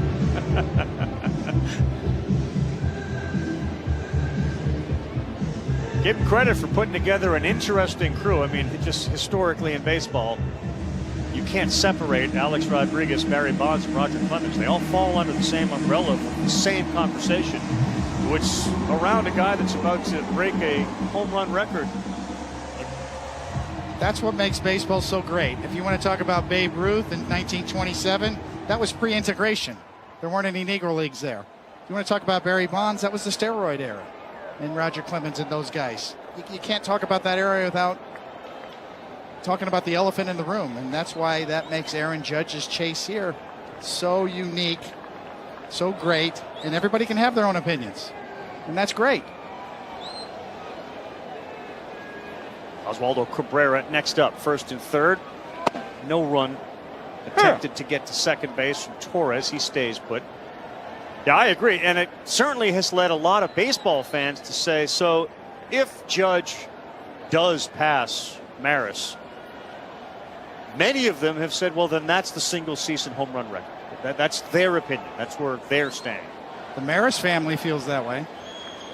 Judge has been asked several times, and he says Barry Bonds has the record. 73 is the record. And for Aaron Judge, it's the right answer. He grew up in the Bay Area. That's who he grew up cheering for. I don't blame him for saying that. You can't erase what happened in the late 90s. And because of it, it's part of the baseball history.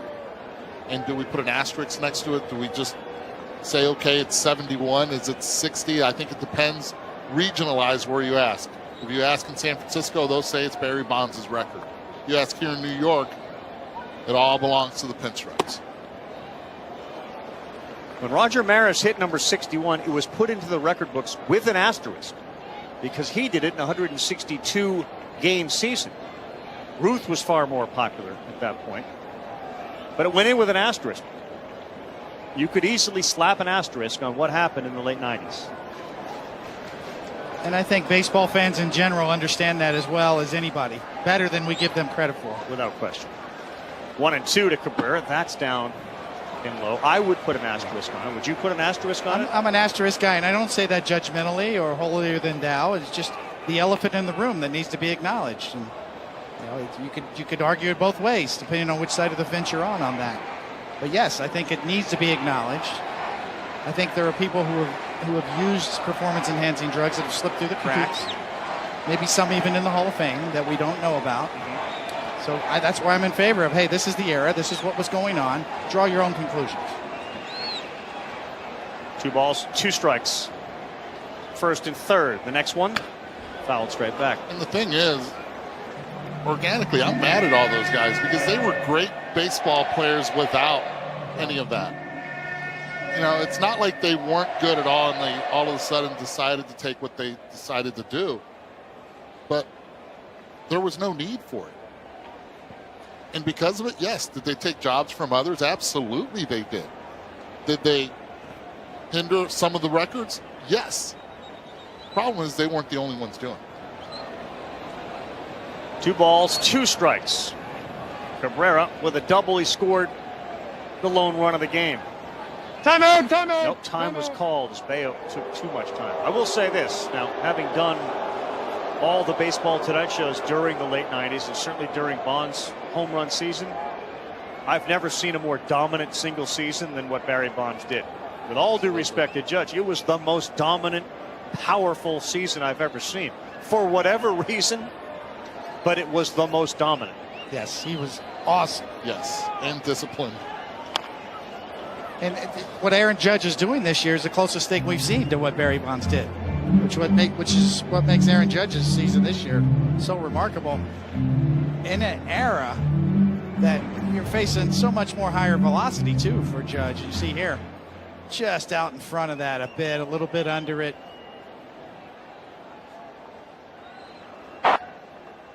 Nope. See the Judge fan. Oh, Dad, I'm done. Sit it down. Wayne is like, nope, we'll wait. How's the plan, do you know, for they all go to Toronto? I mean, is this now we're on the band, we're going to go? I think they've said that they were open to going to Toronto, the Maris family, and certainly, Aaron Judge's family, I'm sure, probably as well. And by the way, how great is that of the Maris family? Right? Not only to honor their father, but also to honor Aaron Judge. To wait day after day after day to see when this happens.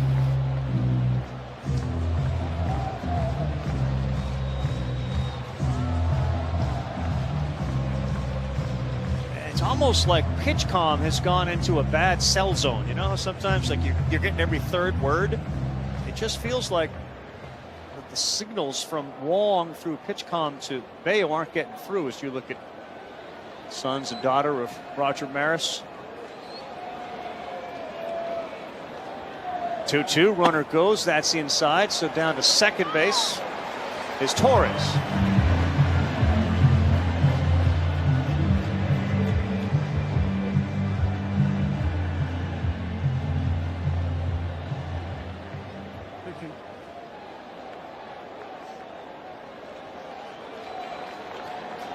You have to believe there are fans who are watching saying, I hope they don't score because 1 is a lot easier for the Red Sox to score than 2 or 3, and that means maybe more at bats for Aaron Judge. 3-2, got him. Really good pitch from Bayo. And he will leave runners at second and third. Sunday Night Baseball continues from Yankee Stadium. The Yankees won, the Red Sox nothing. So you got to be able to ad-lib. Nestor went quick pitch to get the last out. He's been ad-libbing all season. It's been a smashing success. Buster only got a chance to talk with him. Total improvisation. I literally think about it as I get the ball back from the catcher. I said, okay, I'm going to do some hesitation. I'm going to do some quick pitch, but I never know exactly what I'm going to do until it's happening. As my leg is up in the air, the only thing I'm concentrated on is keeping my balance. No matter what I do, if I move my shoulders, I move my legs, all I'm trying to do is have that balance, because if I want to make a competitive pitch home, I need to stay on my back leg and keep my balance as good as possible as I'm going home. I laugh at these because I don't remember them after the fact. Again, this is all improvised. This is all on the spot. It's something that I enjoy doing. You know, so there was a couple starts in a row that I didn't do anything, and guys were like, man, why don't you do that funkiness anymore? I'm like, well, I'm trying to get respected as a real pitcher, you know, because people say, oh no, he's a funky lefty, he's a crafty lefty. So when David Cone pitched, he called his sidearm slider the Laredo, okay? The Laredo. You got to come up with some nicknames for some of these pitches. I got to come up with something. Well, think about that one with Devers. Like, what would be a good nickname on the Devers one? Well, you know, I was on social media and I was looking at the comments of that windup, and they were calling it the pretzel.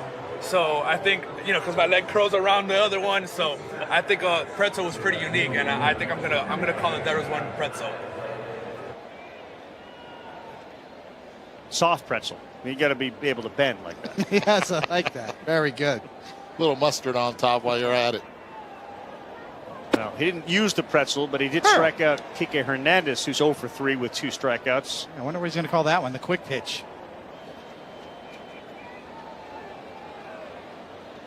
No one to Tommy Pham. There were conversations between the head groundskeeper, the umpires, and both managers. It appears as if there is some weather that may be moving into the area, a quick moving but powerful potential downpour with some heavy wind and some thunder and lightning. So we all got our eyes on the weather apps as well as the grounds crew. 1 ball, 2 strikes.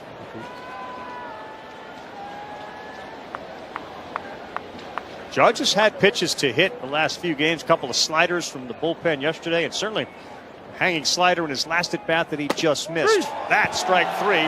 Pham is punched out. Cortez keeps rolling along. Tommy looks back and sees this one on replay. He didn't realize it was a strike. He's looking for the cutter in or the fastball in. Instead, paint job right there. 93 miles per hour. Lower quadrant, outside corner. He just gets such good backspin on his four-seamer. It carries and rides through the strike zone. It's so much more about top-end velocity.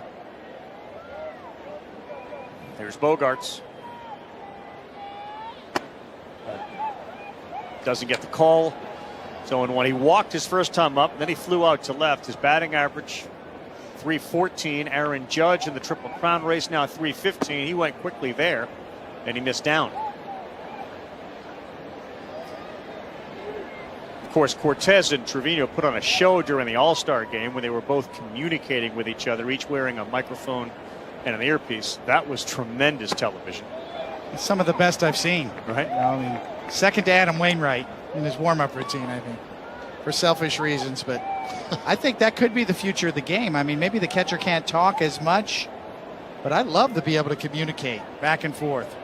Pitcher and the catcher, it's sort of like a dance. Sometimes the catcher leads, sometimes the pitcher leads. 3-1.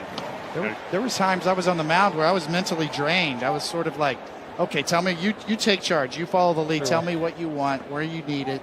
That's exactly the way they were talking in that All-Star game.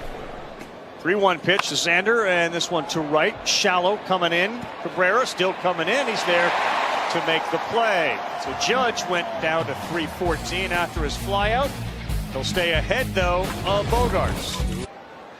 Back here, Dan Cunningham, the long-time head crew man for the grounds keeping team, got his eye on the app. Rain is beginning to fall here as Bader swings at the first one and fouls it off his foot.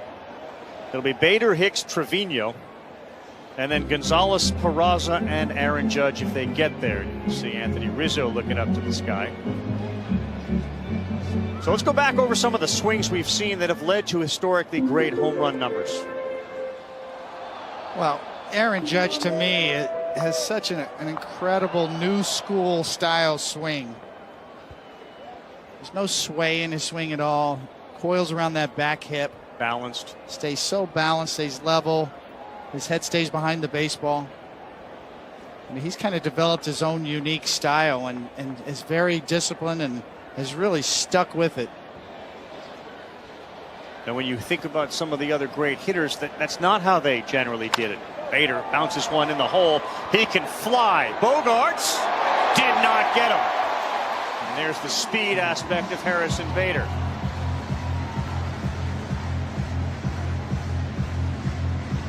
That's something Brian Cashman was looking for.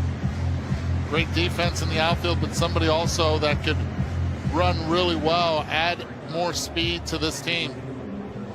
Bader will tell you, and he told us earlier, he might not be the fastest guy in the big leagues, but one thing that he does know how to use is his speed both defensively and on the bases.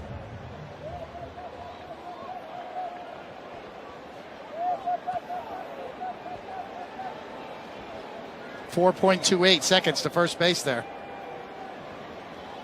It's really quick from a right-handed hitter. Come on.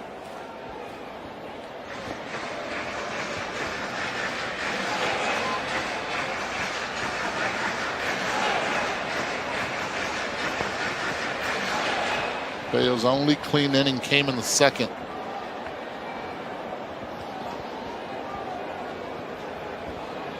Red Sox shift against Hicks.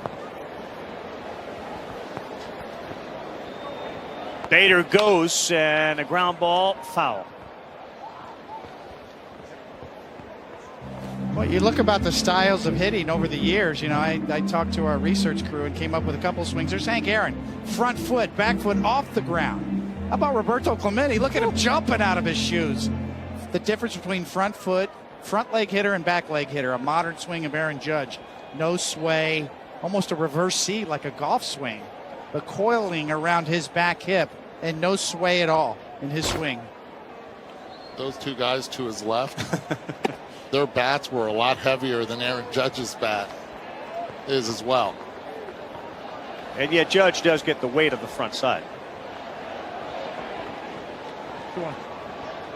And he's 6'7", 282. Yes, and that's how he shortens up his swing in order to get so quickly to a lot of those inside fastballs. Really cool look, though, how those guys swung and drove the ball as Bayo continues to take time between each pitch. He's gone down to that rosin bag constantly. And this has nothing to do with the rain either. This is track Celeste right now.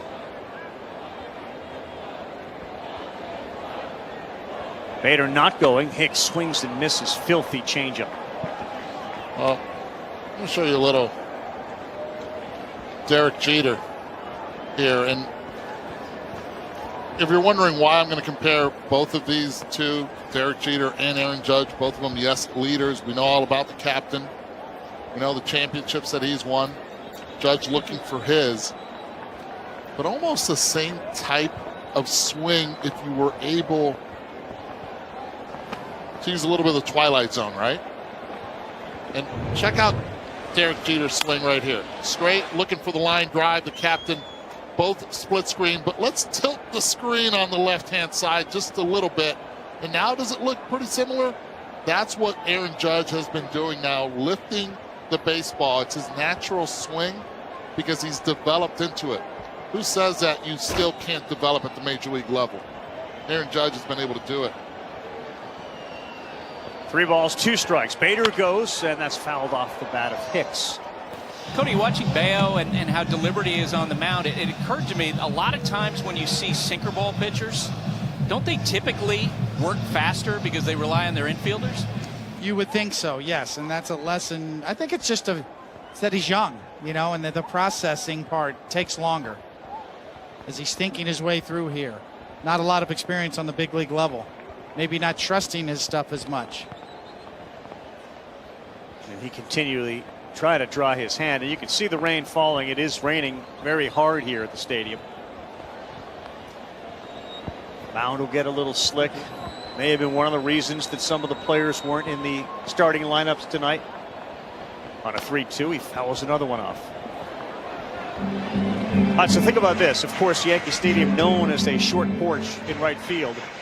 And every lefty has always been accused of having a prettier swing than the righty. So let's make Aaron Judge a left-handed hitter and just think about the number of homers that he would have in this ballpark. But truly how pretty the swing is from the right side, how balanced he is. And a little later, Mike Petriello is going to join us and maybe debunk the myth that Judge benefits dramatically from having half his games played at Yankee Stadium. Hicks double play ball. Bogarts will flip to the third baseman. Dahlbeck, who fires to first, but not in time. Bader did a good job to kind of mess up the timing of the third baseman coming across the bag. All part of the life of a shift. And reaching out and hooking it right into the shift. And give Aaron Hicks credit. Got down the line and beat it out.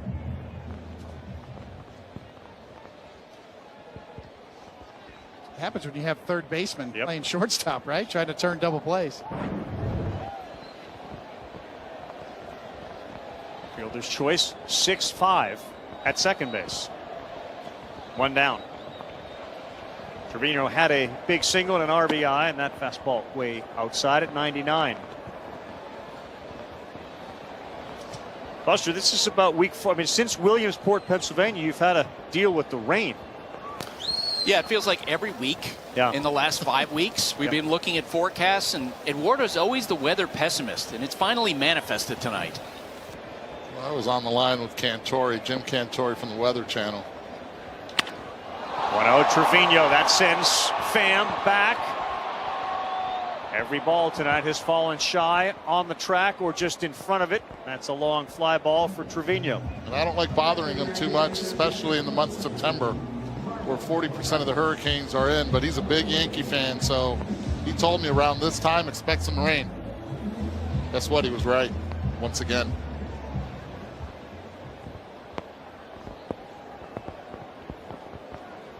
Enjoy the postseason chase. MLB app coverage of in-game highlights, pitch-by-pitch features, select live broadcast coverage, and more. You won't miss a beat. Download the MLB app today.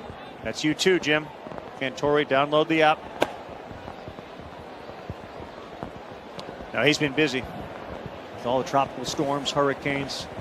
You have family in Puerto Rico starting to get power back on the island, but boy, it is It is going to be another long road, huh? It is.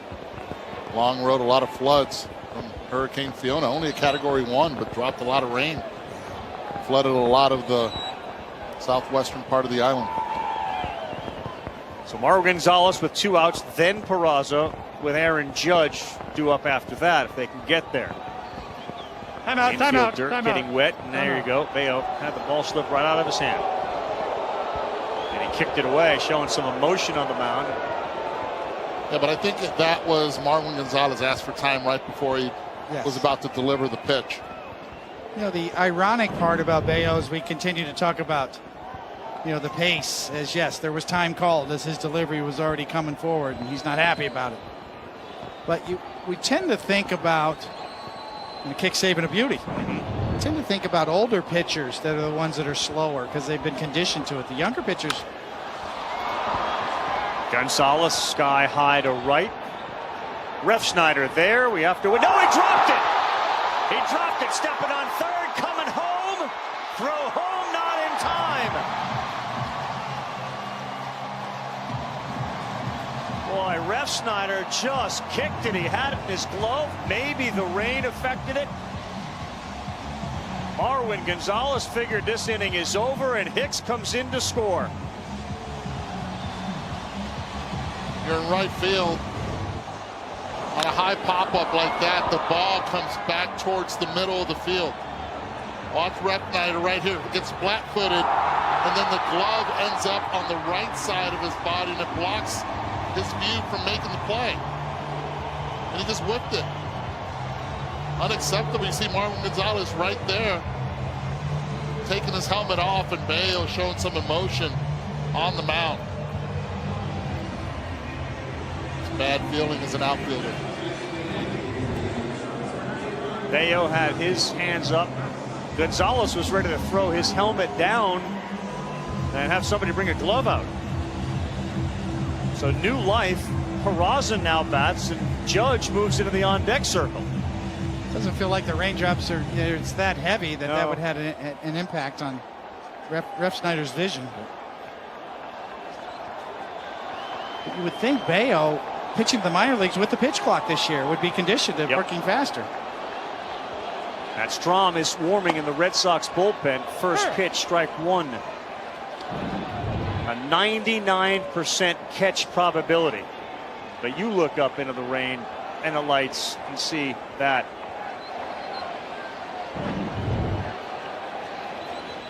.99% catch probability. And a chance now for the fans to see Aaron Judge, perhaps. Well, the what fans, that is. There's a lot of them have taken cover. Think they'll come back out? Or they'll certainly put themselves in a position to see. But ahead of Peraza 0-2. The concourse is just loaded with now what is standing room only. People are underneath. The 0-2. Got him, and no, Judge will not bat. Bayo parks into his glove. The rain continues to fall. It's a lot lighter. We'll see what the umpires and the grounds crew do. Mike Petriello will join us when we come back on the other side. Welcome back, and you can see the tarp is on the field. In spite of the fact that the rain has yet to get heavier, it is going to be significantly heavier. The delay started at 9:15 Eastern Time. The Red Sox will be coming to the plate when the game resumes. Aaron Judge will be the leadoff hitter for the Yankees when they come up.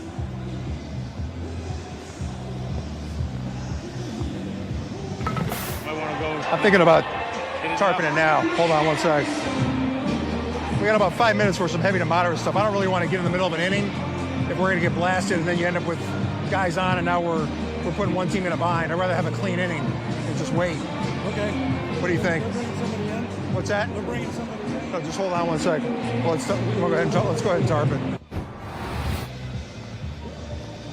And I think history will judge the decision to tarp it as the right one. And we just saw a flash of lightning above Yankee Stadium. So the crowd now all taking cover.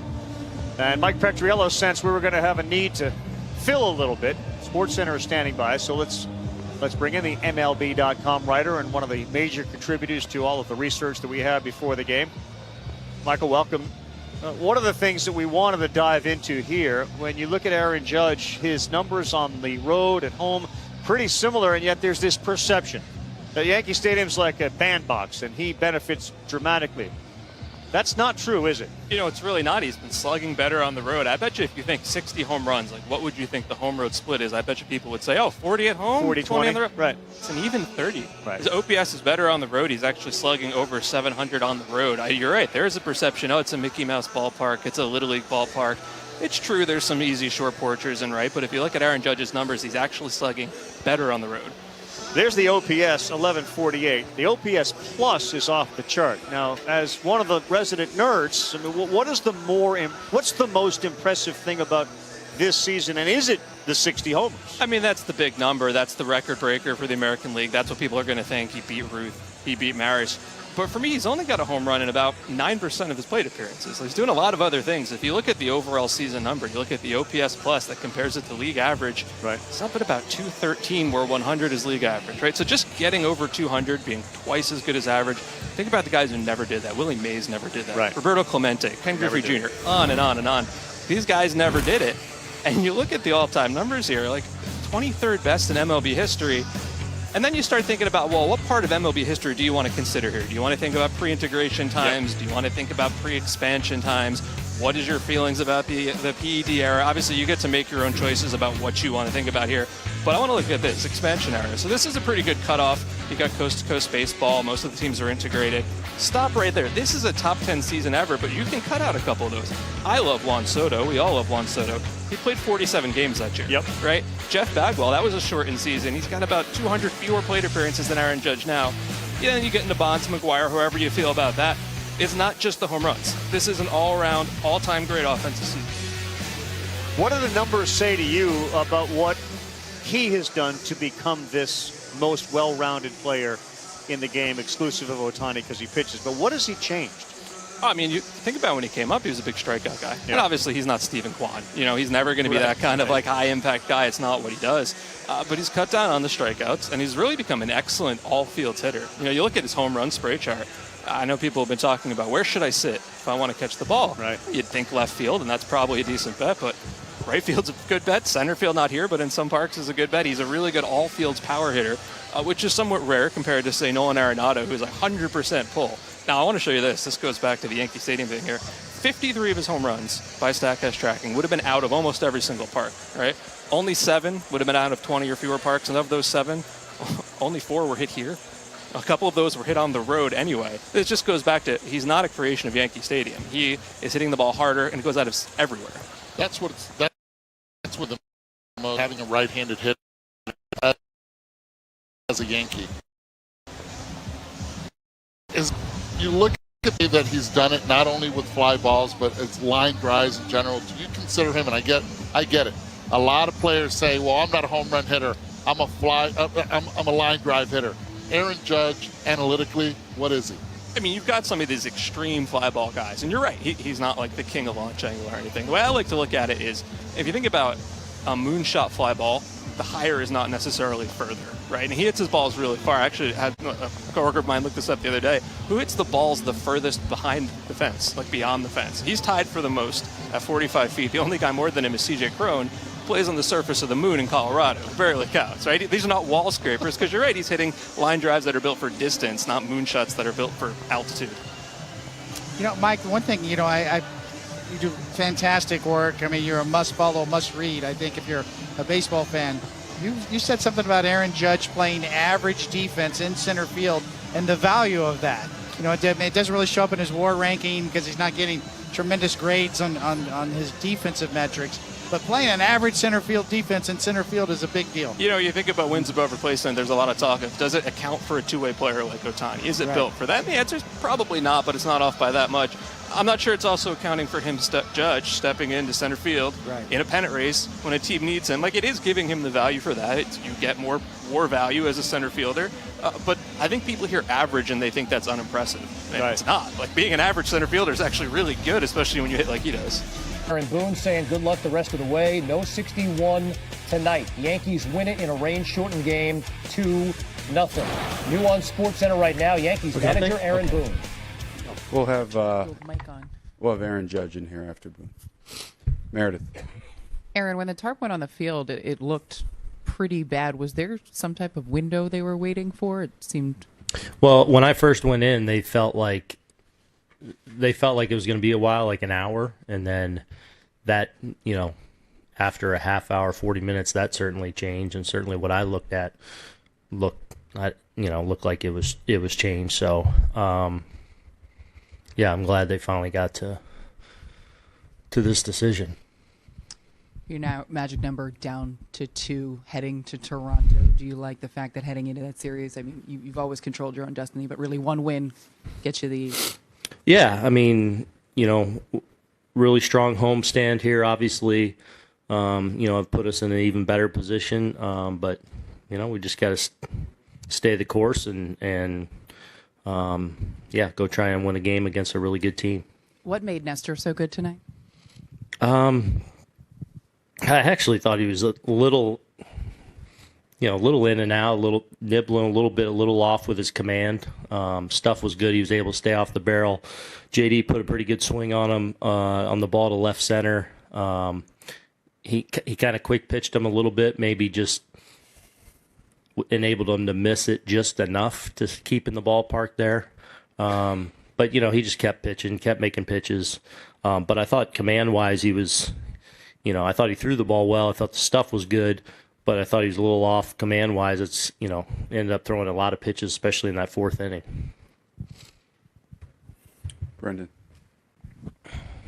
Fans seem to really stick around here throughout the rain delay, expecting maybe one more or two more Aaron Judge at-bats. Yeah. Did you share their possible excitement for that, or are you just happy to see this? But, yeah, I mean, at the same time, I'm sitting and, and looking at the radar and not seeing the avenue, to see that happen. So, at that point, obviously selfishly we have a lead at that point. It's an official game. We're traveling to Toronto. So, if the radar is playing out how it looked to me, I'm more hoping they may come to this decision. All right, so it ends after 6 innings tonight. Aaron Judge still no 61. He's got 10 games to do it. Going to face a pair of divisional opponents in Toronto and Baltimore before the Yankees finish the season next week in Texas. By the way, he's homered off 3 of the probable pitchers you see right here in his career, so 61 will have to wait another day.